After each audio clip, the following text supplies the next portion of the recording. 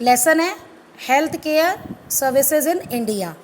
आज के टाइम में बहुत ज़्यादा इम्पॉर्टेंट है जब कोरोना का इतना इशू है। In a democracy the government is responsible for wellbeing of the people. जब एक डेमोक्रेटिक गवर्नमेंट होती है तो डेमोक्रेटिक गवर्नमेंट में गवर्नमेंट को ही लोगों की सेहत का ध्यान रखना पड़ता है कि वो अच्छे से रहें लोग। Therefore, it is also responsible for developing, implementing and monitoring plans and programs for improving the health of the people, which has a large impact on the fitness of the nation. अब इसीलिए government को ये ध्यान रखना पड़ता है, developing बनाना, implement करना, लागू करना और मॉनिटरिंग मतलब आगे देखते रहना। क्या plans and programs for improving health of the people, कि गवर्नमेंट ऐसे प्लान बनाए जिससे लोगों की हेल्थ अच्छी रहे, कंट्री में रहने वाले लोग हेल्दी रहें। क्यों? क्योंकि अगर लोग हेल्दी होंगे तो वो एसेट्स साबित होंगे। मीन्स एक हेल्दी इंसान ही कमा सकता है। बीमार आदमी तो काम पे नहीं जाता ना, बीमार नहीं कमा सकता। तो जब भी किसी नेशन को अच्छा डेवलप्ड नेशन बनाना हो तो हमें दो एरियाज़ पे फोकस करना पड़ता है, एक लोगों की हेल्थ पे और दूसरा लोगों की एजुकेशन पे। इन दोनों पे हमें फोकस करना पड़ता है।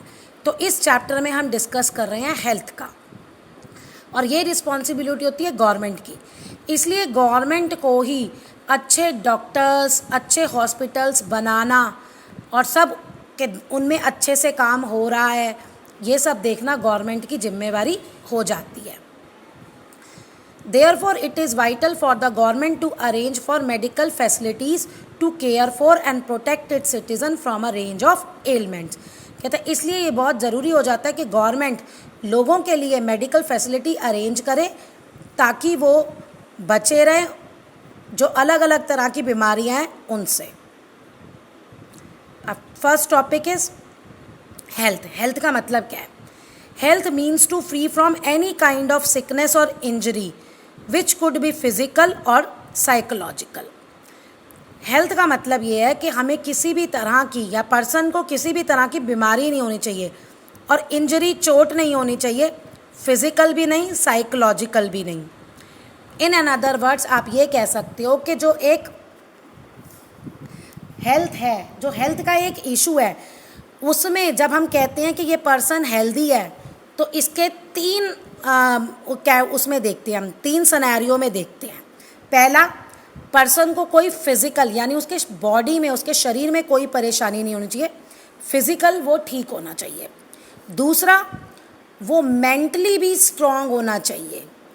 और तीसरा, उसका जो सोशल सर्कल है, आसपास का जिन लोगों से वो इंटरेक्ट करता है, वो भी अच्छा होना चाहिए।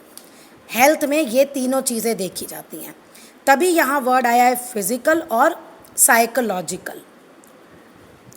Good health in the broader sense encompasses several other factors. कहते हैं अगर अच्छे हेल्थ को देखना है तो इसमें और फैक्टर्स भी आ सकते हैं। कौन कौन से हैं? Access to clean drinking water, उसे अच्छा पानी मिले पीने को, क्योंकि गंदा पानी मिलेगा तो वो बीमार हो जाएगा। पॉल्यूशन फ्री इन्वायरमेंट, सेम, अगर पॉल्यूटेड इन्वायरमेंट में रहेगा तो भी वो बीमार हो जाएगा।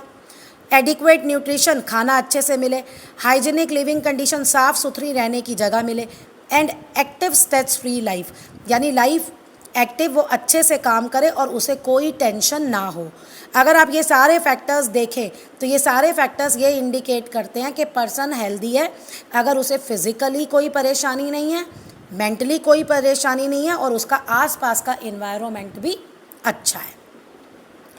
In order to combat health related issues, we need to have stable health care services। कहते हैं अगर हमें हेल्थ रिलेटेड इश्यूज से लड़ना है तो हमें क्या चाहिए? हेल्थ केयर सर्विसेज चाहिए, जैसे हॉस्पिटल्स जहाँ लोगों का इलाज होगा, लेबोरेटरीज़ जहाँ पे लोग टेस्ट करवाते हैं, ब्लड बैंक्स अगर ऑपरेशन वगैरह होता है कुछ भी तो वो किसी को ब्लड की ज़रूरत होती है तो वो ब्लड बैंक से लिया जाता है। Latest equipments, medicines and qualified doctor and nurses to promptly diagnose and treat all kind of elements. इसके अलावा इक्विपमेंट्स जो लेटेस्ट आते रहते हैं, साइंस, टेक्नोलॉजी इम्प्रूव करती है तो उससे जो है जो मेडिकल इक्विपमेंट्स हैं उनमें भी इम्प्रूवमेंट आती है, मेडिसिन्स भी। अब आपने सुना होगा पहले कि भाई इस बीमारी का उस समय इलाज नहीं था जब हमारे दादा दादी थे, लेकिन आज इस बीमारी का इलाज है, मीन्स कि हाँ उसके पास हमारी मेडिसिन अवेलेबल है। डॉक्टर्स और नर्सेज भी क्वालिफाइड होने चाहिए, अच्छे होने चाहिए।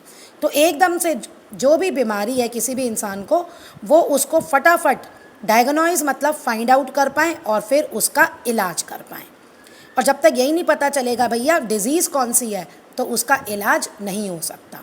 तो ये अच्छे डॉक्टर्स और नर्सेज ही फाइंड आउट कर पाएंगे कि क्या बीमारी है, क्योंकि आप जब डॉक्टर के पास जाते हैं तो आपको आपकी एलिमेंट का नाम नहीं पता होता।